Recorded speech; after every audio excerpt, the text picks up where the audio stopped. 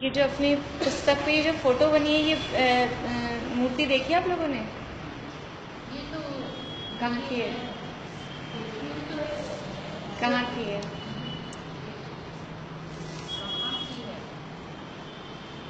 ये कौन सा आसन बोल रही ये है? हाँ, ये उपाध्याय परमेश्वरी की मूर्ति है। तो वो उनका इस तरह का मुद्रा बनाई गई है देवगढ़ में। उपाध्याय परमेश्वरी की मूर्ति के नाम से वहाँ देवगढ़ में विराजमान है ये मूर्ति। आप लोग गए हो तो अभी हाँ, देवगढ़ जो अपने बुंदेलखंड की यात्रा में आता है ना, अब कभी जाएंगे तब ध्यान दीजिएगा। वहाँ अलग से ऊपर जाके एक सिंगल ये प्रतिमा, और भी फिर कई जगहों पे बनी है मतलब, पर ये इतनी बड़ी वाली जो प्रतिमा वो वहाँ देवगढ़ में है, उपाध्याय परमेश्वरी।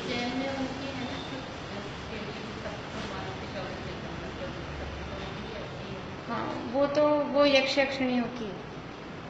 तो शुक्र केवली कौन से? मतलब सबके जिस तीर्थंकर के जो भी है उनके पूरे 24 के बने। क्या रहे वही तो पूछ रही हूँ। 24 के क्या मूर्तियाँ है ना क्या बोलते हैं महावीर स्वामी के जैसे। वही तो बोल रही हूँ, यक्ष यक्षिणियाँ।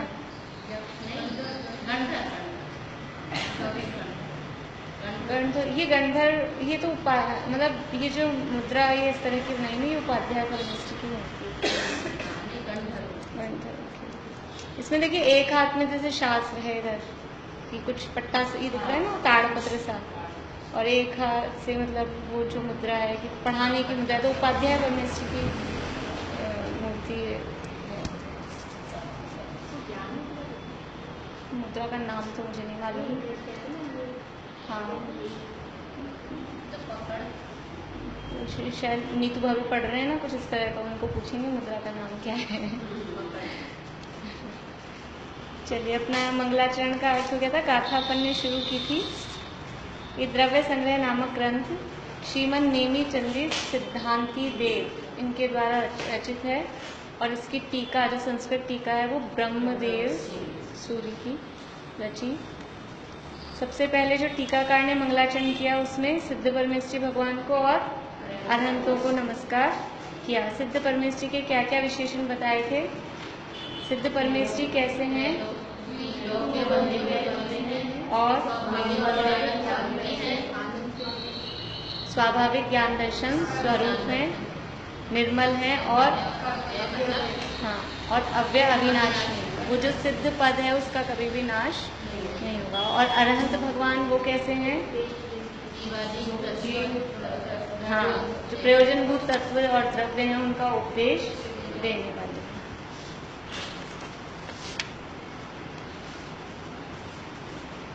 इस ग्रंथ की रचना किसके निमित्त से हुई है? हाँ, सोम नामक श्रेष्ठी या सेठ के निमित्त से। श्रोता को कैसा होना चाहिए? 3 पॉइंट हमने देखे थे। श्रोता कैसा होना चाहिए?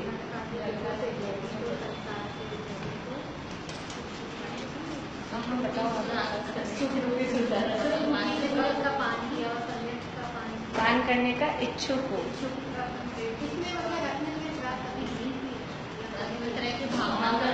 भावना का प्रेमी अगर प्राप्त कर भी लिया, देखो भावना का प्रेमी का मतलब है या तो प्राप्त नहीं किया है तो प्राप्त करना भी चाहता है, और प्राप्त कर लिया तो भी उसकी भावना है, क्योंकि मेंटेनेंस, जैसे मुनिराजों के लिए हमने देखा ना 12 भावनाएं मुनिराज भाते हैं, तो वैराग्य के लिए 12 भावनाएं भानी है मुनिराजों को, तो वैराग्य हो ही गया, फिर क्यों भा रहे हैं 12 भावनाएं? उसकी मेंटेनेंस के लिए, वैराग्य को मेंटेन रखने के लिए। ऐसे ही जिनको रत्नत्रय प्रकट नहीं हुआ वो प्रकट करने के लिए, और जिनको प्रकट हो गया वो उसको मेंटेन रखने के लिए। क्योंकि ये जब तक सिद्ध दशा नहीं प्राप्त हो जाए तब तक अगर मेंटेनेंस नहीं की तो फिर छूट भी जाएगा, छूट भी सकता है।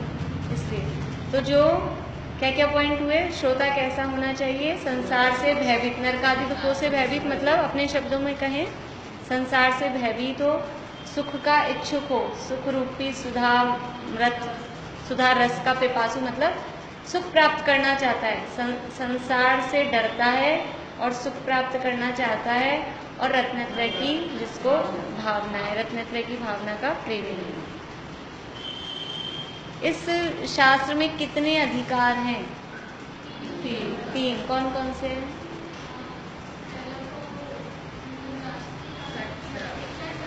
षड द्रव्य, पंचास्तिका,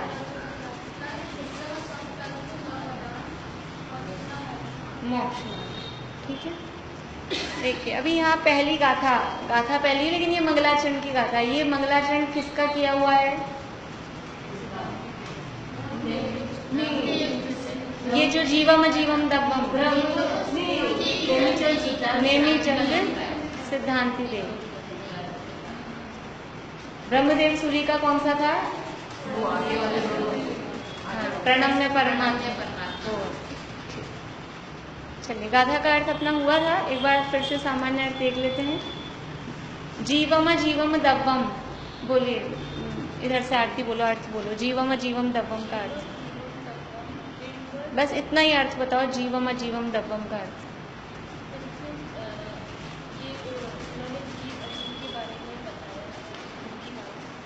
ये तो आपने पूरी लाइन का अर्थ कर दिया, केवल इस शब्द का अर्थ करना है। जीवम, हाँ, जो जीव और अजीव जो द्रव्य है। जिनवर वसहेन, बोलिए, आप आए थे? नहीं आए, बोलिए भाभी। हाँ, जिनवर वसहेन यानी जिनवर ऋषभ भगवान के द्वारा। जैन, बोलिए मीनू दी। जैन, जिन, जिन, हाँ। नित्यम, हाँ, द्वारा पर निधन, जिनके द्वारा मतलब जिन। निदिठम, वर्णन किया गया है, निर्देश किया गया है, कहा गया है, प्रतिपादन किया गया है, एक ही बात है। बढ़िया। देविंद विंद वंदम, इंद्रों के समूह द्वारा जो वंदनीय। देवेंद्रों के समूह, देवेंद्र समूह के द्वारा वंदनीय। बढ़िया। वंदे तम, देवों के द्वारा,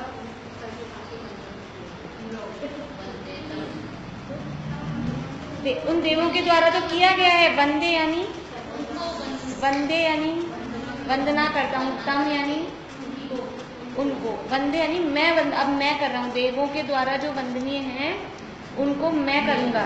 वंदे तम सर्वदा, बोलिए हमेशा। और सिरसा, बोलिए आगे। सिरसा यानी नहीं, आंटी अब सिर, सिर से मतलब सिर झुकाकर। तम यानी उनको।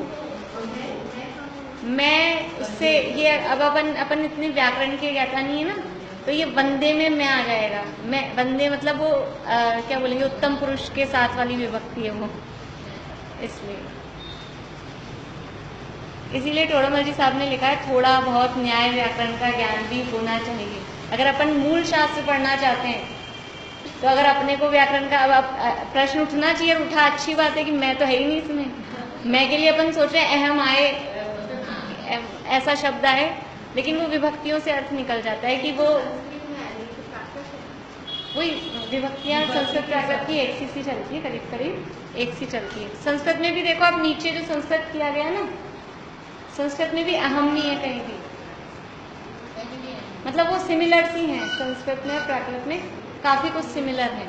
अगर जिनको संस्कृत की आती है अच्छे से, उनको प्राकृत पढ़ना बहुत सरल है। हमारे जो स्मारक के बच्चे ना, मेरी बेटी को बोलती मम्मी क्या एग्जाम दे दो, अब उसको तो आती है, वो तो पढ़ रहे हैं संस्कृत में, मतलब उनकी मीडियम ही संस्कृत है। और भी बच्चे कहते हैं इसमें कुछ दिक्कत नहीं है, आप 1 महीने पढ़ोगे तो हो जाएगा। और अपने को लग रहा है समझ कि वो विभक्तियाँ और वो सब, क्योंकि अपना वो है ही नहीं फील्ड। वो बचपन मतलब शुरू से उसी उसमें पढ़े हुए रहते ना, तो वो आ जाती है, तब वो सरल हो जाती है। कोई भी चीज़ अभ्यास से सरल हो जाती है। देखिए, मैं नेमिचंद सिद्धांति देव, जिस जिनवर ऋषभ ने, जिस या जिन, वो जेण जिनवर वसहेण, जीवम अजीवम दब्बम निदिठम, ऐसे जुड़ेगा। अगर अपन प्राकृत में वाक्य बनाएंगे ना, जिन जिनवर ऋषभ भगवान ने जीव और अजीव द्रव्यों का निदिठम प्रतिपादन किया है। ठीक है। उन तम यानी उन, देविंद विंद वंदम, उन देवेंद्रों के समूह के द्वारा वंदनीय जो भगवान हैं। सिरसा सबदा सिरसा वंदे, उनको हमेशा सिर झुकाकर मैं भी वंदना करता हूँ। ठीक है। द्रव्य किसे कहते हैं, ये बात हमने उस दिन देखी थी। किसे कहते हैं द्रव्य?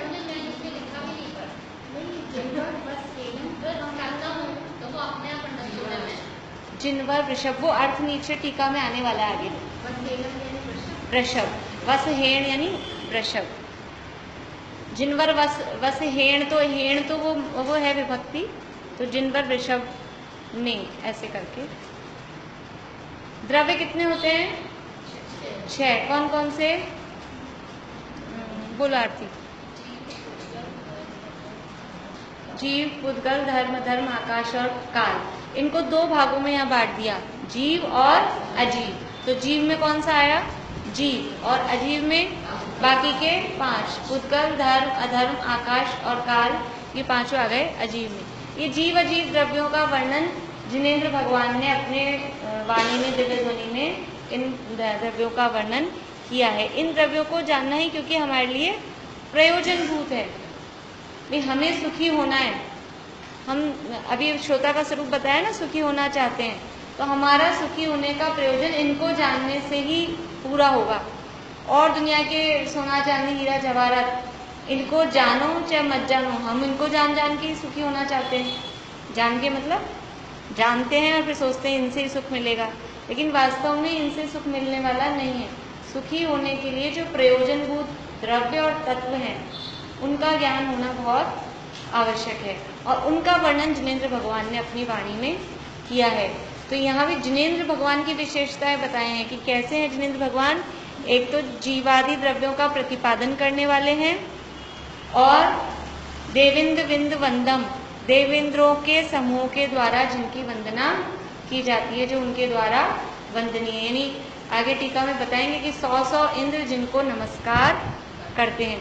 अभी कल वो आप लोगों ने भी देखा होगा टीवी में, वो हाउडी मोदी चल रहा था ना, मोदी का अमेरिका गया ना, वो शो चल रहा है, भाभी को नहीं पता। मेरे को भी ऐसे नहीं मालूम होता, पर करेगा हर जगह गए। हमारे भी घर में टीवी है ही नहीं, चलता भी नहीं है ही नहीं, तो चलेगा कहाँ से। तो वो किसी गए थे हम क्षमावणी करने, तो वहाँ चल रहा था, इसलिए मुझे पता। तो मतलब ये बता रहे थे वो कि कोई भी इंडिया का कोई प्रधानमंत्री, मतलब प्रधानमंत्री भी अमेरिका के प्रधानमंत्री से हाथ मिलाने में डरता था। मतलब इंडिया वालों की कोई इतनी वैल्यू नहीं थी, प्रधानमंत्री की भी। और अब वो ट्रम्प बैठा रहा शो में, मतलब तो अब वो मोदी की महानता दिखा रहे हैं ना उसको बता के। और पूरा मतलब इतना बड़ा स्टेडियम और पूरा भरा हुआ, और मोदी के वो चल रहे, पूरा इंडिया वालों का मतलब बहुत वो हुआ। हाँ, इंडिया का नाम हुआ, मतलब कुल मिला के इतना। तो अभी भगवान, मतलब ट्रम्प जिसके शो में बैठा है, ऐसा बता रहे ना, दुनिया का राजा है अभी, विश्व का, अमेरिका का राष्ट्रपति, वो दुनिया का राजा है। वो जिसके शो में बैठा है इतनी देर, और वो उसकी वो भी दिखा रहे थे फेसबुक के कमेंट्स वगैरह ट्रम्प के वहाँ टीवी में। तो उस मोदी की कितनी महानता है। हाँ वही, वहाँ तो बाहर ही, हाँ वो, हाँ हाँ, तो वो यहाँ तो खैर ये तो बाहरी बात, वास्तव में ये सब पुण्य पाप का खेल है, इसमें कोई खास वो नहीं है। मतलब वो अभी उसका समय चमक रहा है, समय चल रहा है, मतलब यशस कीर्ति का उदय है, तो वो जो कर रहा है उसमें यश मिलता है। और ऐसा ही काम कोई और करे और उसके अपयश का उदय हो। हाँ, इमरान खान का भी दिखा रहे थे पैरेलल कि उसको कोई रिसीव करने भी 2-4 लोग आए थे, मतलब रिसीव करने भी कोई नहीं आया। तो ये सब अपना अपना वो है। तो यहाँ तो ये बताना है कि जैसे हम मोदी की महानता दिखा रहे हैं कि ट्रम्प जिनके शो में बैठे हैं, ऐसे यहाँ 100 इंद्र 3 लोक के उसमें था ना अपने त्रैलोक के वंदितम की तीनों लोग जिनको वंदना कर रहे हैं, ऐसे ही यहाँ तीनों लोकों के 100 इंद्र, यानी 100 राजाओं के राजा। इंद्र किसे कहते हैं? इंद्र की संपदा पढ़ लें तो समझ में आए इंद्र क्या चीज़ है।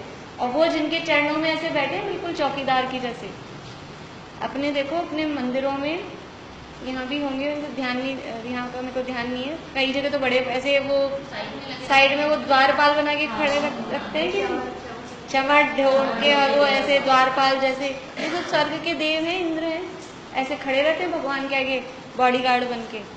तो वो भगवान की कितनी महिमा है, भगवान की महिमा बता रहे हैं। तो और जब भगवान की महिमा आएगी तो उनकी बात की वैल्यू होगी अपनी।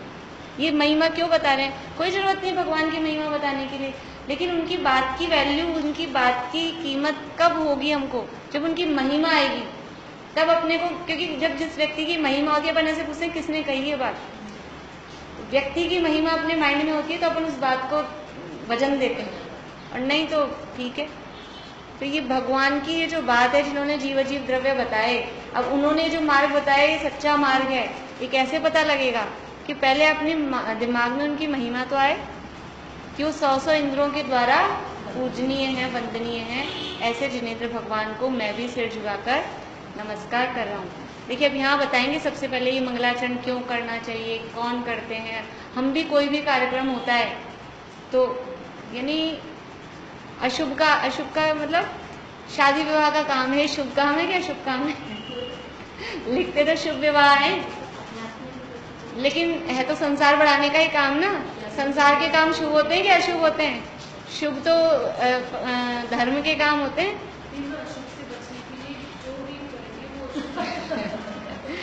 तो वहाँ पे जो महिला संगीत करते हैं उसमें भी मंगलाचरण करते हैं, जो भी जिस भी रूप में, चाहे अदर कास्ट वाले हों चाहे अपने हों, कुछ ना कुछ मंगलाचरण। जैसे शादी का काम भी चालू करते हैं ना, सबसे पहले कार्ड चाहे गणेश जी को दें चाहे अपने मंदिर में रखें। घर में काम चालू करते हैं तो उस दिन भी कुछ मंगल के रूप में वो मंगलाचरण है। वो आप लोग अपने यहाँ क्या बोलते हैं, मूंग हाथ लेना, ब्याह जो भी क्या बोलते हैं, हाँ जो भी सबके अलग अलग कलश लाते हैं, जो भी चीज़ जहाँ जैसे बोलते हो, वो भी वो मंगलाचरण है कि अब आज से हमारे यहाँ शादी का काम चालू हो गया है, इस तरह से। तो ये ग्रंथ रचना कर रहे हैं, तो ग्रंथ रचना करते समय मंगल का मतलब है उसमें हम अपने इष्ट देवता को याद करते हैं। जैसे हम क्लास चालू करते हैं तो मंगलाचरण करते हैं, और मंगलाचरण भी खाली शुरू में करना। मंगलाचरण भी 3 टाइप के होते हैं, आदि मंगल, मध्य मंगल, अंत मंगल। हम करते हैं 2 मंगल, तो आदि मंगल शुरू में मंगलाचरण करते हैं, लास्ट में हम जो बोलते हैं वो अंत मंगल है। और कभी कभी बीच में भी कर लिया जा सकता है। कई ग्रंथों में बीच में ऐसे प्रणाम वाली गाथाएं हैं। मन हो गया आचार्य देव का कि बीच में याद कर लिए, जब इष्ट देवता को याद कर लो तो वो मंगल है, इष्ट देवता को याद कर लो। वो सारी बातें यहाँ आने वाली हैं अपनी टीका में। देखिए टीका चालू करते हैं हम, हिंदी से ही पढ़ेंगे हम लोग। वंदे इत्यादि पदों का, पेज नंबर 4 पे, इत्यादि पदों का क्रिया कारक संबंध से पद खंडना रूप से व्याख्यान किया जाता है। ये वो बता रहे हैं कि मैं किस तरह की टीका लिखूंगा, कि जो गाथा बताई ना, इस गाथा में क्रिया क्या है, कारक मतलब कर्ता वगैरह, थोड़ा संस्कृत से यानी इससे बता रहे हैं वो व्याकरण से, कि इसमें क्रिया क्या है, कारक क्या है। इस तरह से टुकड़े कर करके इसका पद खंडना मतलब थोड़े थोड़े टुकड़े करके उसका व्याख्यान मैं करूँगा।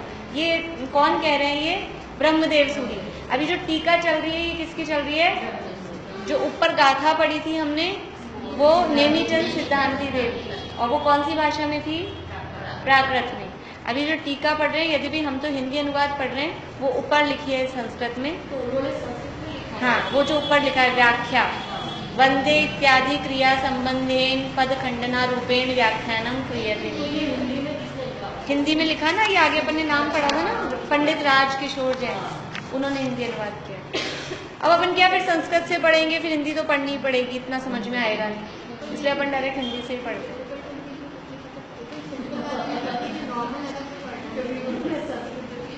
वो अनुवाद करने में कठिन हो ही जाती है। चलिए, पर है जितनी कठिन शब्द दिख रहे हैं वास्तव में उतने कठिन है नहीं। हम देखते हैं अभी उनको। ये लाइन मतलब अपने कोई वो उन्होंने अपनी बात बताई है कि मैं ऐसा उसका व्याख्या करूँगा।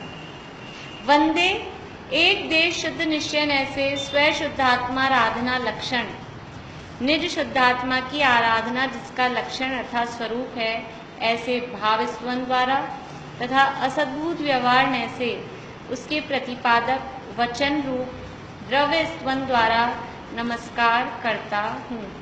मैंने उस दिन बोला था भाभी को बोर्ड के लिए, आज अपन ऐसे ही पढ़ते हैं। मैं आज फिर ये नए बाद में पढ़ाऊंगी, बोर्ड लग जाएगा जब। अभी अपन ऐसे ही देखते हैं, नए का आगे आने भी वाला है, 1-2 पेज आगे, तीसरी गाथा में आएगा। अभी 10 पेज हैं, देखेंगे, जरूरत लगेगी तो पहले ले लेंगे, नहीं तभी लेंगे फिर। देखिए, वंदे कह के क्या कह रहे हैं, वंदना कर रहा हूं, तभी वंदना मतलब नमस्कार। अब नमस्कार 2 प्रकार का होता है, एक भाव नमस्कार और एक द्रव्य नमस्कार। वो बता रहे हैं कि भाव नमस्कार क्या है और द्रव्य नमस्कार क्या है। भाव नमस्कार को हम निश्चय नमस्कार भी कह सकते हैं और द्रव्य नमस्कार को व्यवहार। देखो, निश्चय व्यवहार शब्द का थोड़ा सा अर्थ तो हमें आता है। निश्चय का मतलब है वास्तविक और व्यवहार का मतलब है कहने का है, सच्चा नहीं है। जैसे अपन बोलते हैं ना, मतलब लोक में भी व्यवहार निभाना पड़ता है। व्यवहार का मतलब अपन समझते हैं कि मजबूर, जैसे मजबूरी है, ऐसे कहते हैं ना, व्यवहार में तो जाना ही पड़ता है, पड़ता है शब्द बोल रहे हैं। एक अपने घर में ऐसे नहीं बोलते कि अपने घर में व्यवहार निभाना, अपनी रोटी बनानी पड़ रही तो व्यवहार निभाना पड़ रहा है। वो तो अपना निश्चय, मतलब वो तो है ही करना। लेकिन अब दूसरे के घर जा रहे हैं, क्षमावणी करने जा रहे हैं, अभी क्या है, व्यवहार है, फॉर्मेलिटी है, जिसे कहते हैं। फॉर्मेलिटी जिसके साथ हो वो कहलाएगा व्यवहार, मतलब वास्तविकता नहीं है। और जिसके साथ रियलिटी है, फॉर्मेलिटी जिसके साथ नहीं होती, वो है अपने बच्चों के साथ, अपने साथ अपन ऐसे फॉर्मेलिटी करते हैं। बच्चा आया, आइए बैठिए, फिर उसके लिए सुपारी दानी, सुपारी, ऐसा करते हैं अपन। ऐसा नहीं करते। और कोई दूसरा आ जाता है, थर्ड पर्सन, फिर उसके साथ ऐसे ही, बच्चे तो कभी कभी करते भी हैं, उनसे तो इतने अच्छे से बोलते हो, उनको तो ऐसे पूछते हो हमको तो नहीं पूछते। अरे तो अब उनको नहीं समझ आता, घर वालों का ऐसे थोड़ी ना पूछा जाता है। ऐसे अपन अपने साथ ऐसा व्यवहार निभाते हैं कभी। देखो, अभी अपन जब नया पढ़ेंगे ना, उसमें उपचरित अनुपचरित ऐसे भेद होते हैं। अपन जैसा, अपन अपने समझ लो पति के साथ, माता पिता के साथ, बच्चों के साथ भी थोड़ी फॉर्मेलिटी करते हैं। दादा उसके लिए उदाहरण देते हैं, हुकुमचंद जी भारेल, कि जैसे मान लीजिए कि बोले घर में मैं ऐसे ही बैठा हूँ बनियान में, और ऐसे अब कोई आ जाए, आप आ जाओ, तो लगेगा कुर्ता पहन ले। ये क्या हो गया, मतलब दूर का संबंध है आपके साथ, ऐसा लगता है ना, भी कुछ कुर्ता पहन ले। और बोले मेरा बेटा आ जाता है तो ठीक है, बनियान में ही बैठे रहते हैं। तो 2 तरह के संबंधों में फर्क हो गया, एक बहुत दूर का, एक थोड़ा पास का। लेकिन बोले मैं अकेला बैठा हूँ तो मैं बिना कपड़ों के भी बैठा रहूँ, तो मैं सोचूं कि मैं बैठा हूँ तो मैं कपड़े पहन के बैठूं। मतलब अपने साथ में ऐसी भी फॉर्मेलिटी होती है, खुद के साथ तो इतनी भी नहीं। बेटे के साथ में ये रहेगा कि बनियान तो कम से कम पहना रहूंगा, बिना बनियान के नहीं रहूंगा। और कोई बाहर वाला आ जाए, मिलने जुलने वाला, तब तो कुर्ता भी पहनने का विचार आएगा। तो ये इस तरह से ही व्यवहार, जिसके साथ हमको फॉर्मेलिटी निभानी पड़ती है, वो कहलाता है व्यवहार। व्यवहार का मतलब है ये सच्चा नहीं है, और निश्चय का मतलब है सच्चा। इतना अभी यहाँ थोड़ा समझने के लिए देखना। तो एक है भाव स्तवन या भाव वंदना, और दूसरा है द्रव्य वंदना। तो एक देश शुद्ध निश्चय ऐसे स्व शुद्धात्मा आराधना लक्षण। स्व शुद्धात्मा, स्व यानी अपना, शुद्धात्मा यानी आत्मा, अपना शुद्ध आत्मा, और उसका लक्षण, उसकी आराधना है लक्षण, जिसका अपनी आत्मा की ही आराधना करना।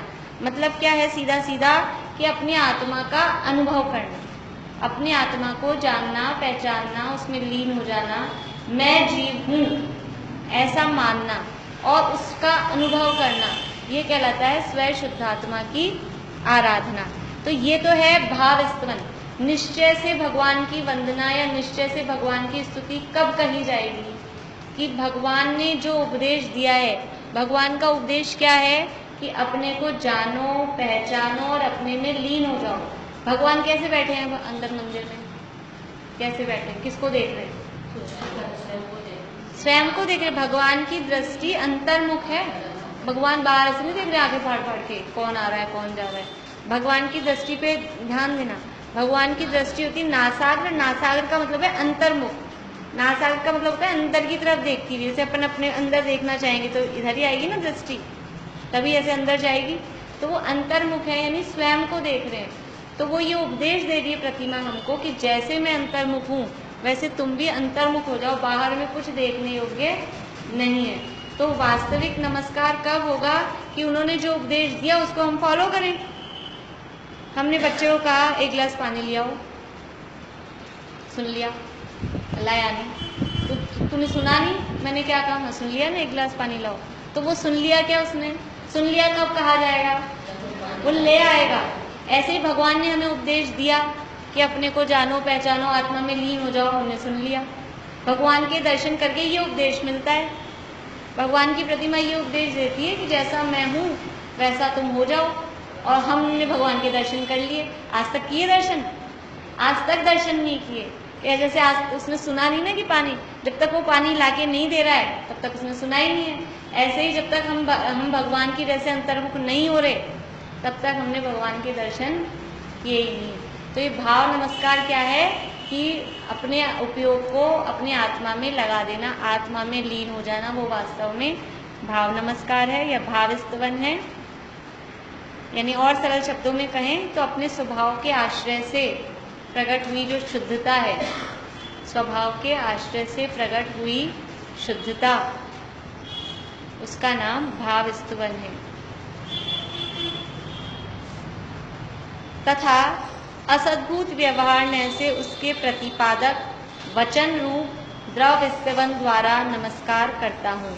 अब द्रव्य स्तवन क्या है कि असद्भुत व्यवहार ने, ये जो नयों के नाम आ रहे हैं ये हम 1-2 दिन बाद आगे पढ़ेंगे। चार प्रकार के निश्चय होते हैं, 4 प्रकार के व्यवहार ने होते हैं। तो असद्भुत का मतलब क्या है?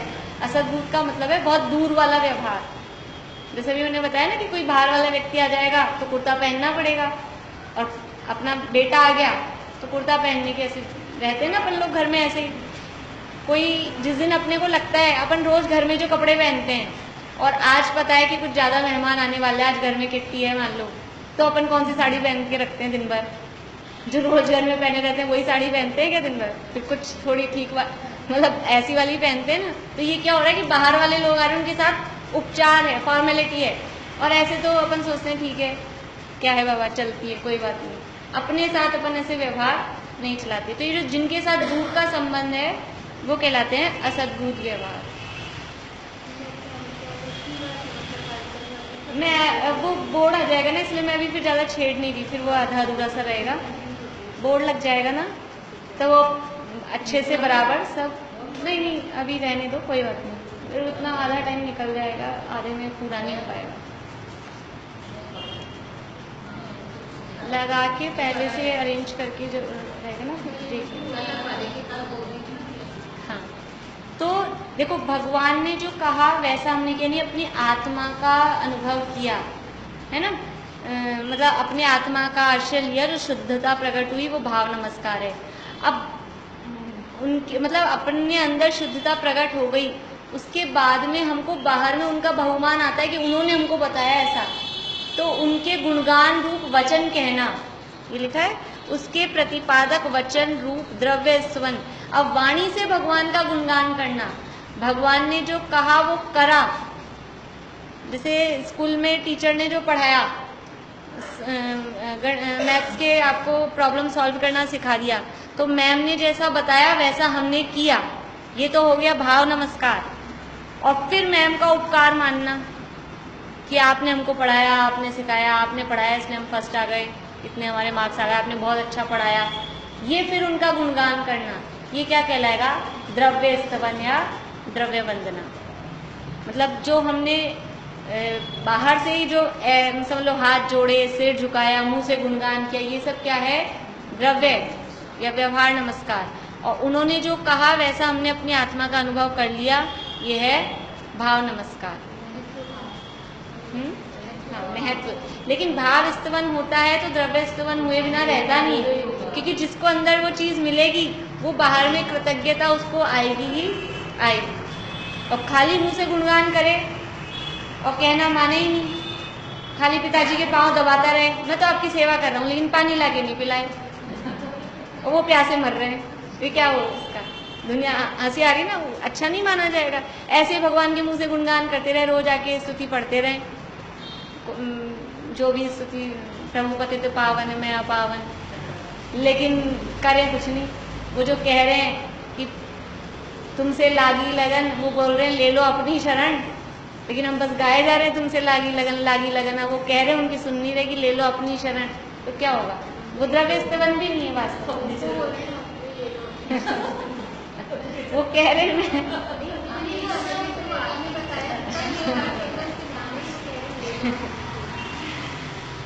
चलिए, तो शब्दों से घबराना मत, उसका भाव समझ लेना है। शब्दों से मतलब थोड़ी यहाँ लैंग्वेज ऐसी लगेगी आपको कठिन, लेकिन भाव समझ में आ गया। दो बात बताई, एक भाव स्तवन और एक द्रव्य स्तवन। भाव स्तवन मतलब अपनी आत्मा का अनुभव करना, और द्रव्य स्तवन मतलब शब्दों के द्वारा फिर उनका गुणगान करना।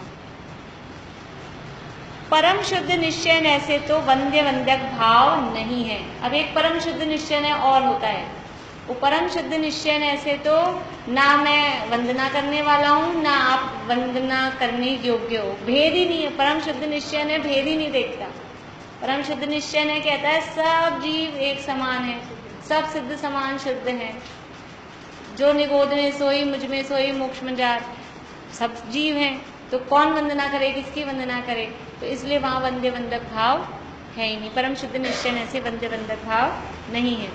वह नमस्कार करने वाला कौन है, यानी फिर नमस्कार करने वाला कौन होगा? मैं नेमीचंद सिद्धांत, अच्छा ये तो यहाँ हो गया। फिर वो पूछ रहे नमस्कार कौन कर रहा है, कि मैं नेमीचंद सिद्धांति देव किस प्रकार नमस्कार करता हूँ सर्वदा। ये जो लिखा है ना ऊपर पद खंडना, ये है पद खंडना। छोटे छोटे क्वेश्चंस उठाएंगे, कौन नमस्कार कर रहा है, कैसे नमस्कार कर रहा है, फिर किस द्वारा, किस प्रकार से कर रहा है, फिर किसको कर रहा है। इस तरह से क्वेश्चन उठा उठा के वो इसको बोलते हैं पद खंडना विधि। तो कौन कर रहे हैं नमस्कार? नेमीचंद सिद्धांति देव। किस प्रकार कर रहे हैं? सर्वदा। सर्वदा यानी सदा नमस्कार, मतलब कब नमस्कार कर रहे हैं भगवान को? तो वो क्या सारे टाइम यूं ही बैठे रहते हैं? सदा नमस्कार करता हूँ, ऐसा कह दिया तो सदा का मतलब क्या हो गया? हमेशा। तो हमेशा वो ऐसे ही बैठे रहते होंगे सिर झुकाकर नमस्कार। सदा का क्या मतलब? कि उनके माइंड में, उनके हृदय में, उनके भगवान के प्रति हमेशा बहुमान रहता है। ये है सदा में। अभी हम हमेशा भगवान को नमस्कार करते हैं, हम हमेशा जिनवाणी को नमस्कार करते हैं। हमेशा का क्या मतलब? कि हमारे मन में भगवान के प्रति और जिनवाणी के प्रति हमेशा बहुमान का भाव रहता है।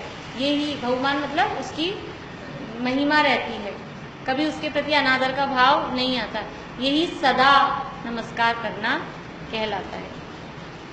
यानी भगवान का बहुमान। और उन्होंने जो बताया, जो अभी अपन ने भाव नमस्कार पढ़ा ना, भगवान ने बताया कि मैं जीव हूँ, मैं गायक भाव हूँ, ऐसा हमने स्वीकार किया, तो ये हमारे मन में सदा चलता रहता है। तो ये सदा भगवान को नमस्कार करना कहलाता है। तो यहाँ पर प्रश्न बना सकते हैं कि सदा भगवान को सदा नमस्कार किस प्रकार होता है? भगवान को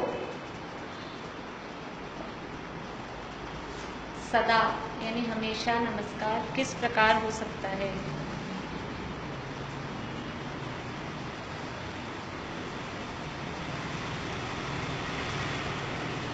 तो क्या आंसर आएगा इसका?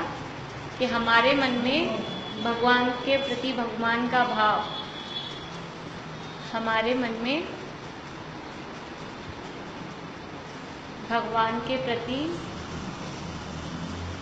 बहुमान का भाव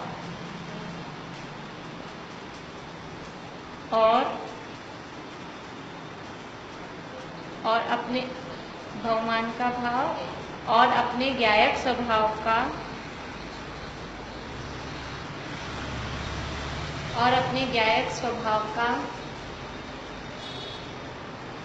बहुमान, ज्ञायक स्वभाव का बहुमान और आदर सदा है।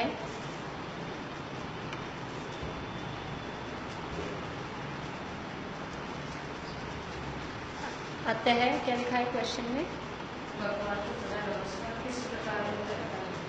अतः भगवान को सदा नमस्कार है। हाँ, अतः इस प्रकार अतः भगवान को सदा नमस्कार है। इस प्रकार भगवान को सदा नमस्कार।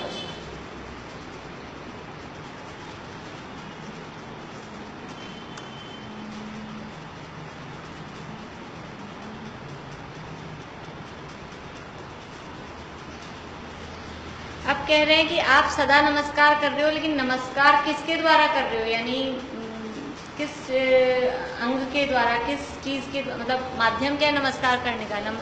हाँ, तो सिरसा, सिरसा यानी सबसे उत्तम अंग। देखो, जिस सबसे उत्तम अंग जहाँ झुक जाए, मतलब वो व्यक्ति पूरा उसके प्रति समर्पित है। और सबसे उत्तम अंग क्या है हमारा? मस्तक, सिर। तो मैं सिर झुकाकर नमस्कार कर रहा हूँ। एक तो ऐसे कर दिया, मुंह से बोल दिया, उसमें उतना बहुमान और वो नहीं है रेस्पेक्ट। जहाँ सिर झुक गया, से पुराने जमाने में ऐसे दिखाते थे ना पिक्चरों में, कोई पगड़ी उतार के रख देते थे। मतलब ये कि सबसे उत्तम अंग है ना, मतलब उत्तम जगह पहनने वाली चीज़ है पगड़ी, वो हमने आपके चरणों में रख दी, मतलब हम पूरे आपके प्रति समर्पित हो गए। तो मैं सिर किसके द्वारा, यानी सिरसा, उत्तम अंग द्वारा नमस्कार कर रहा हूँ। तम, तम यानी किनको कर रहे हैं? उनको। तम यानी उनको, तो वंदन क्रिया के कर्म पने को प्राप्त है उसको। मतलब ये है कि जिसको मैं वंदना कर रहा हूँ उसको। तो किसको कर रहे हैं? भगवान को। ठीक है, इतना समझ लें। कौन है वे, किसे नमस्कार कर रहे हैं? वीतरागी सर्वज्ञ। हम किसको नमस्कार कर रहे हैं? जो जिनवर वृषभ हैं, वो कैसे हैं? वीतरागी और सर्वज्ञ। और वो वीतरागी सर्वज्ञ कैसे हैं? देविंद विंद वंदम, देविंद विंद वंदम, देवेंद्रों के जो इंद्र हैं, देवों के जो इंद्र हैं, ऐसे देवेंद्र, उनका विंद यानी समूह, देवेंद्रों के समूह के द्वारा वंद यानी वंद्य हैं, उनके द्वारा उनकी वंदना की गई है। मोक्ष पद के अभिलाषी देवेंद्र आदि से वंद्य हैं। जो इंद्र होते हैं ना स्वर्ग के, इंद्र पद सम्यक दृष्टि जीवों को ही मिलते हैं। यद्यपि भवनत्रिक में उत्पन्न होने वाले जीव सम्यक दृष्टि नहीं होते, भवनत्रिक में तो मिथ्या दृष्टि उत्पन्न होते हैं, लेकिन वहां पे भी इंद्र तो है ही, तो वो वहां जाके सम्यक दृष्टि हो जाते हैं, क्योंकि इंद्र पद सम्यक दृष्टियों को ही मिलते हैं, तो वो वहां जाके फिर सम्यक दृष्टि हो जाते हैं। और जो सम्यक दृष्टि है, कुछ इंद्रों का तो नियम ही है कि अगले ही भाव में मोक्ष जाने वाले हैं, और जो और भी इंद्र हैं वो एक आध दो भाव में मोक्ष जाते ही हैं। इसलिए लिखा है मोक्ष पद के अभिलाषी, यानी मोक्ष वो चाहते हैं। हाँ, तिर्यंचों के इंद्र, अब शेर है, मनुष्यों का तो चक्रवर्ती तो जाएंगे ही जाएंगे, जब भी 2-4 भाव उस भाव में नहीं जाए। पर जो शेर अगर तीर्थंकर के समाज शरण में आके उनकी वंदना पूजा कर रहा है, तो वो और शेर नरक में ही जाते हैं, ऐसा नियम नहीं। जो महावीर भगवान का जीव शेर था, वो उसने कहानी पता है ना महावीर, हाँ, तो फिर शेर नरक में नहीं जाए, आया भी नरक से, ऐसा भी नियम नहीं है। जो नरक, 7वें नरक से निकलकर शेर होते हैं वो नियम है, लेकिन जितने सारे शेर हैं वो सब नरक से ही आए हैं, ऐसा नहीं है, ऐसा नहीं है। तो शेर सारे नरक ही जाए ऐसा जरूरी नहीं है। अगर वो अपना क्रूरता छोड़ देते हैं, सम्यक दर्शन ग्रहण कर लेते हैं, तो स्वर्ग जाते हैं बिल्कुल। मोक्ष उसी भाव से नहीं जा सकते, वो बात जरूर है, 1-2-4 भाव में चले जाएंगे।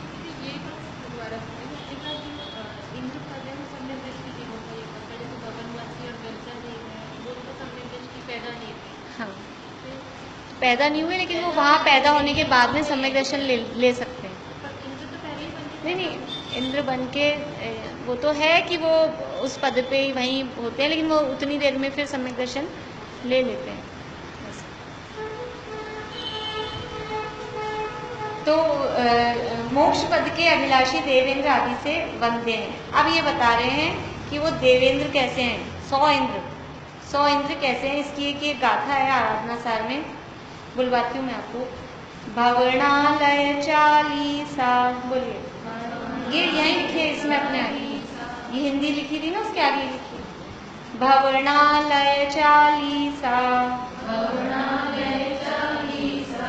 विंतर देवाण होंति 32,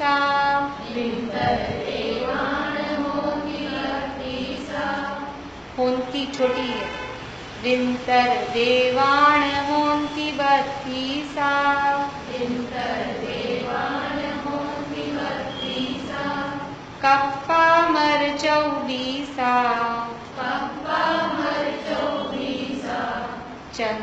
सूरो नरो तिरियो। देखो वैसे इतनी कठिन भी नहीं होती प्राकृत। भवनालय, भवनालय यानी भवनवासी, भवनालयों में रहने वाले यानी भवनवासियों के कितने हैं? 40 यानी 40 भवनवासियों के 40 हैं। विंतर देवान, व्यंतर देवों के। होंती यानी होते हैं 32 भवनवासियों के 40 होते हैं, व्यंतर देवों के 32। ये गाथा याद हो जाएगी तो 1 मिनट में याद हो जाएंगे। गाथा ऐसे सरल है। हाँ। कप्पा मर 24। कप अमर, कप यानी कल्पवासी और अमर यानी देव।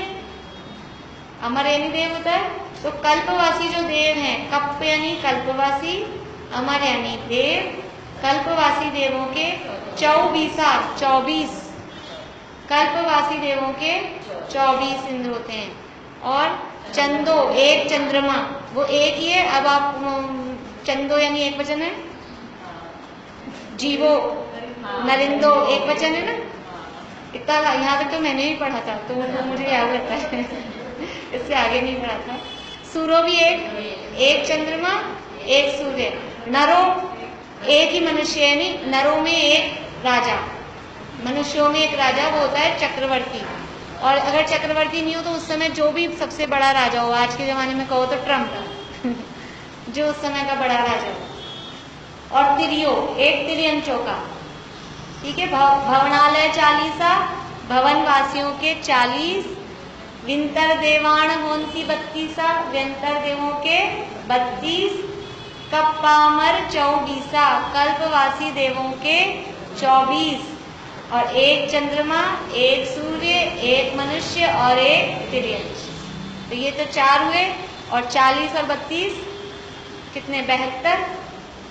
40 और 32 72। और उसके बाद में 24 जोड़ो 96 और 4 ये हो गए, चंद्र सूर्य और मनुष्य। तो ये 100 देव। ये हाँ, वो नाम गाथा में जितना जगह होती है ना उस हिसाब से लिख देते हैं। हाँ, वो नाम नहीं दिए। तो ये 100 इंद्र, शत इंद्र नमत कर शीश धार, ये पूजा की लाइन में आता है इस तरह का। समौर शरण में ये 100 इंद्र विराजमान रहते हैं भगवान के चरणों में। और जितने समौर शरण लगे हैं, अभी 20 समौर शरण लगे हुए विदेश क्षेत्र में, 20 समौर शरणों में ये 100 इंद्र, अलग अलग 100, एक में 100 दूसरे में, क्योंकि वो तो विक्रिया रिद्धि के धारी हैं देव, तो सब तो अलग अलग रूप बना के चले जाते हैं। मूल तो अपने जो भी उनका निवास स्थान है वहाँ रहते हैं। हाँ, अब ये 100 कैसे हुए? भवनवासियों के 40 इंद्र कैसे हुए? भवनवासियों के कितने भेद हैं? अपन ने पहले पढ़ा है। देखो, पहले से सम्यक दृष्टि हो ये मतलब नहीं है, वो वहां जाके सम्यक दृष्टि हो जाता है। मतलब अब भगवान के समर्षण में जब पहुंचा है ना, जैसे राजा श्रेणिक महावीर भगवान के शरण में मनुष्यों का राजा कौन था? राजा श्रेणिक। तो राजा श्रेणिक पहले से सम्यक दृष्टि थोड़ी ना था। राजा श्रेणिक तो बाद में लिया ना, वहां जाके पहले से यशोधर मुनिराज के साथ में हो गए या वहां पहुंच के फिर हो जाते हैं, लेकिन सम्यक दृष्टि हो जाते हैं, मतलब ये। चलिए, तो ये भवनालय 40 कैसे हुए? भवनवासियों के 40 कि भवनवासी देवों के 10 भेद होते हैं। यानी पहले जिन लोगों ने नहीं पढ़ा है थोड़ा सा उनके लिए बता देती हूँ। 4 प्रकार के देव होते हैं, भवनवासी, व्यंतर, ज्योतिष और वैमानिक। ये 4 प्रकार के देव होते हैं। ठीक है। उसमें भवनवासी होते हैं 10 प्रकार के। 10 प्रकार के भवनवासी होते हैं और हर प्रकार में एक इंद्र होता है, एक नहीं 2 इंद्र होते हैं और 2 प्रति इंद्र होते हैं। 10 प्रकार के भवनवासी हैं। 10 प्रकार के नाम याद है? भवनवासिनो सुर, बोलिए। नहीं, वो यंत्रों के बोलिए। भवनवासिनो सुर नाग विद्युत सुपर्णाग्नि वात स्तनि तोधरी द्वीप दिक कुमारा।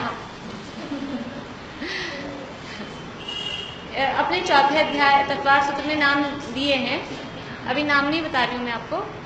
इतना देख लीजिए कि भवनवासियों में 10 प्रकार के भवनवासी देव होते हैं और हर प्रकार में 2 इंद्र होते हैं और 2 प्रतीन्द्र होते हैं। तो 2 इंद्र होते हैं, तो कितने हो गए टोटल? 20 इंद्र। 10 टाइप में 2-2 इंद्र, तो 20 इंद्र हो गए, और 2-2 ही प्रतीन्द्र, तो 20 ही प्रतीन्द्र। तो 20 इंद्र और 20 प्रतीन्द्र मिला के 40 इंद्र उनके भवनवासियों के कहलाते हैं। व्यंतर देवों के भेद होते हैं, टाइप्स होते हैं कितने? 8। व्यंतरा, किन्नर, किमपुरुष, महोरग, गंधर्व, यक्ष, राक्षस, भूत और पिशाचा। ये व्यंतर देवों के 8 प्रकार होते हैं। 8 प्रकारों में भी वही 2 इंद्र और 2 प्रतीन्द्र। 8 प्रकार के व्यंतर, उसमें हर प्रकार में 2-2 इंद्र, 2-2 प्रतीन्द्र। तो 8 दूनी 16 इंद्र और 16 ही प्रतीन्द्र। समझ में आ रही गणित? है ना? 8 प्रकार हैं, हर प्रकार में 2 इंद्र, तो 8 दूनी 16 इंद्र हो गए, और हर प्रकार में 2 ही प्रतीन्द्र, तो 8 दूनी 16 ही प्रतीन्द्र हो गए। तो 16 और 16 32। इस तरह से 32 हो गए व्यंतरों के। इसके बाद में कल्पवासी देवों के 24। ये कैसे हुए? कल्प होते हैं, कल्प कितने होते हैं? 12। ऐसे स्वर्ग तो होते हैं 16, लेकिन कल्प होते हैं उनमें 12, यानी 16 स्वर्गों में, कल्प अपन छोड़ें तो 16 स्वर्गों में इंद्र 12 ही होते हैं। 16 स्वर्गों में 12 इंद्र होते हैं। पहला, दूसरा, तीसरा, चौथा, इन 4 स्वर्गों में 4 इंद्र। पहला, दूसरा, पहले में 1 इंद्र, दूसरे में दूसरा इंद्र, तीसरे में तीसरा इंद्र, चौथे में चौथा, ये 4। तो 1 से 4 स्वर्गों में तो 4 इंद्र, एक एक में एक एक। इसके बाद में 5वें छठे में 1, 5वें में ही होता है। उसके बाद में 7वें 8वें में भी 7वें में ही इंद्र होता है, यानी उसके रहने का स्थान भी 7वें में ही होता है। तो 5वें छठे में मिला के 1, 7वें 8वें में मिला के 1, 9वें 10वें में मिला के 1, और 11वें 12वें में मिला के 1, यानी बीच के 8 स्वर्गों में 4 ही इंद्र होते हैं। शुरू के 4 स्वर्गों में 4 इंद्र, फिर बीच के 8 स्वर्गों में 4 इंद्र, और लास्ट के 4 स्वर्गों में फिर से 4 इंद्र। 13, 14, 15, 16, उनमें फिर से 4 इंद्र। हाँ, वो मतलब ये पहले इंद्र हो गए इतने ही, तो ये 12 इंद्र हो गए, और इसी तरह से 12 ही प्रतीन्द्र हो गए। तो ये 24 हो गए। हाँ, इसी टाइप से। तो ये 24 हो गए कल्पवासी देवों के 24 इंद्र। अब ज्योतिषी देव, चौथे प्रकार के रह गए ज्योतिषी देव। ज्योतिषी देवों में एक चंद्रमा होता है इंद्र, और सूर्य होता है प्रतीन्द्र। तो ये 2 हो गए ज्योतिषी देवों के, एक सूर्य और एक चंद्रमा। समझ में आ रहा है आरती? अब है, ये तो हो गए सब देवों के। अब चारों गतियों का लेना है, तो चारों गतियों में से 3 गति के जीव ही समर शरण में आते हैं। नारकी जीव समर शरण में नहीं आते, तो नारकियों का तो कोई प्रेसिडेंट है नहीं। तो अब एक लेना है मनुष्यों का, तो जो मनुष्यों का राजा है, यानी मनुष्यों का राजा चक्रवर्ती, एक वो इंद्र होता है, और एक तिर्यंचों का राजा, तो शेर, सिंह, अष्टापद, शेर की भी टाइप्स होते हैं। नहीं, मनुष्यों में प्रतीन्द्र नहीं है, मनुष्यों में 2 नहीं चलते, एक ही। मनुष्यों में 2 साथ नहीं रह सकते एक ही ठीक है। तिर्यंचों में सिंह लिख लीजिए, और ब्रैकेट में अष्टापद भी बोलते हैं उसको। सिंह का टाइप होता है अष्टापद टाइप वाला सिंह। शेर के टाइप्स अलग अलग होते हैं ना, अष्टापद पद।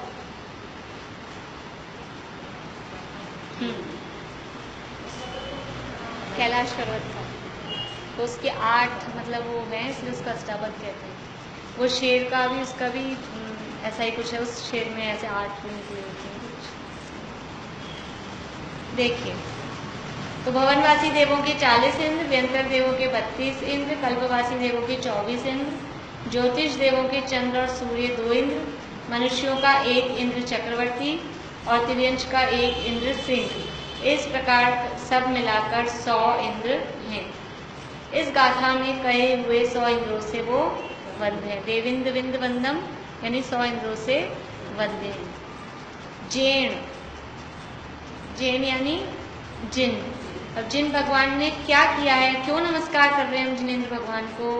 निर्दिष्टम, निर्दिष्ट किया है। क्या निर्दिष्ट किया है, क्या कहा है, प्रतिपादन किया है? क्या? जीवम अजीवम द्रव्यम, जीव और अजीव दो द्रव्य। यानी जिनेंद्र भगवान को नमस्कार क्यों कर रहे हैं? क्योंकि उन्होंने हमें बताया है। क्या बताया है? कि जीव अजीव द्रव्यों का स्वरूप उन्होंने हमें बताया है। अब वो कैसा है देखिए, वे इस प्रकार है।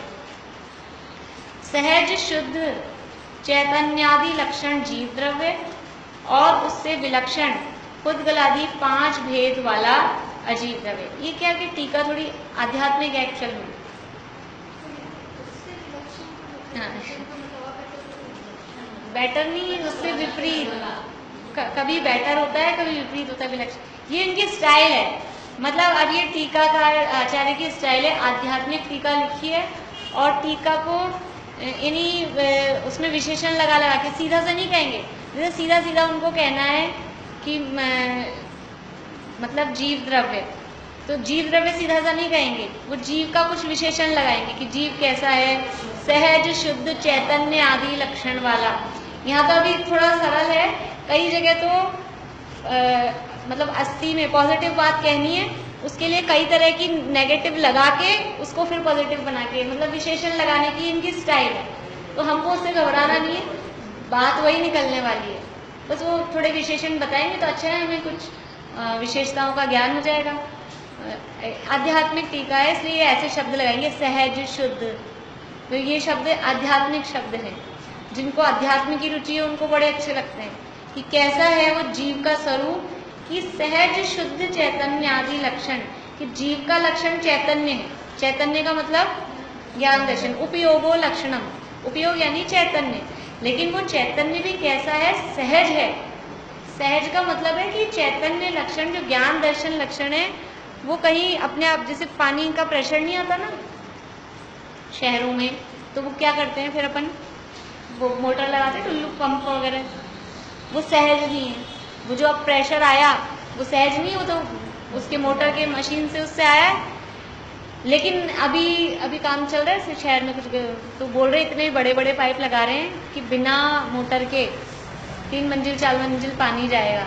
तो वो जो 3-4 मंजिल जैसे पहले आता ही था ना, तो समझ लो आज से 30-40 साल पहले 2 मंजिल तो पानी अपने आप ही आता था, कभी मोटर वोटर चलती नहीं।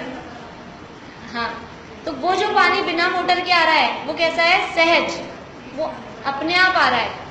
और मोटर लगा के आएगा वो सहज नहीं। तो ये जो ज्ञान दर्शन जीव में हो रहा है ये कैसा है, सहज है। किसी प्रेशर से, किसी की जबरदस्ती से, किसी के प्रभाव में आके हो रहा हो, ऐसा नहीं है, ये सहज है।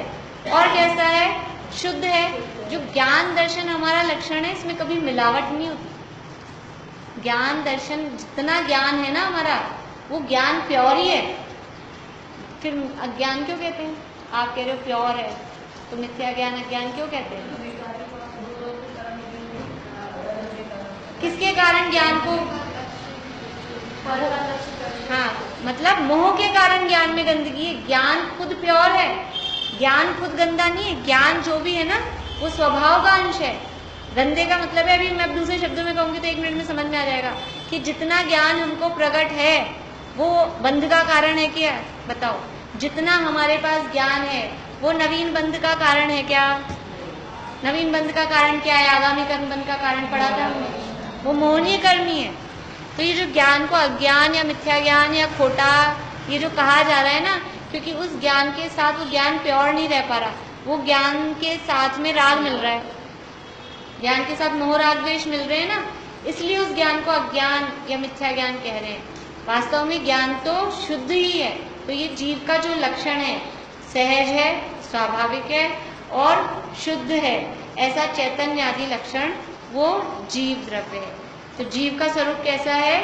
सहज शुद्ध चैतन्य आदि लक्षण वाला जीव द्रव्य होता है। और उससे विलक्षण, विलक्षण मतलब विपरीत लक्षण वाला। यहाँ विलक्षण मतलब वि यानी विपरीत और लक्षण, उससे विपरीत लक्षण वाला वो पुद्गलादि 5 भेद वाला अजीव द्रव्य है। क्योंकि जीव का लक्षण तो चैतन्य है। अब बाकी जो पुद्गल धर्म आकाश काल हैं वो कैसे हैं? वो उसमें चैतन्य नहीं है, उनमें वो जीव से विलक्षण है। उनमें चैतन्य बिल्कुल भी नहीं है। पुद्गल, धर्म, अधर्म, आकाश और काल, उनमें चैतन्य मतलब ज्ञान दर्शन है क्या? इसमें थोड़ा सा ज्ञान है, मोबाइल में तो ज्ञान है, कंप्यूटर में तो बहुत ज्ञान होता है, और शास्त्र में सारा ज्ञान तो शास्त्र में ही है। आंटी हाँ कर रही है, इस शास्त्र में ज्ञान है क्या? ये जीव है कि अजीब?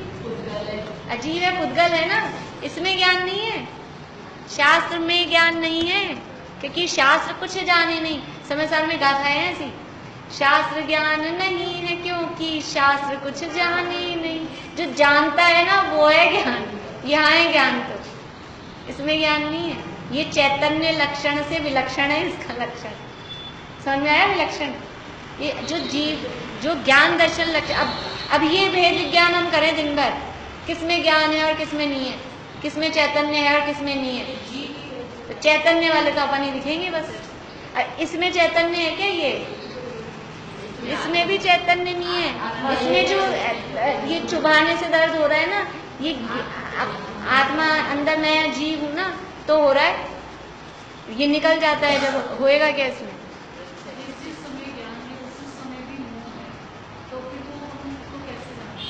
उस समय उसको अलग, यही तो है जिस समय है, उस समय हम दुनिया की चीजों में तो ये अभी जैसे अभी मैं रास्ते में आ रही थी ना, तो एक लड़का फोन पे बात कर रहा था, आज मेरा बिल्कुल मूड खराब है, आज मेरे से कुछ बात मत करे, ऐसे 2 लाइन मैंने उसकी सुनी। तो ये मेरे को ऐसे उस समय विचार आया कि हमको ये पकड़ में आता है मेरा मूड खराब है, यानी मुझे गुस्सा आ रहा है, ये हमको पकड़ में आ रहा है ना ये बात। उस समय हम ये विचार करें कि ये जानने वाला यानी गुस्से से भिन्न अपने को जान रहे कि नहीं जान रहे। हमेशा मुझे गुस्सा, हमेशा यानी मेरा मूड खराब नहीं रहता, आज मेरा मूड खराब है, तो ये मूड खराब को जानने वाला कौन है?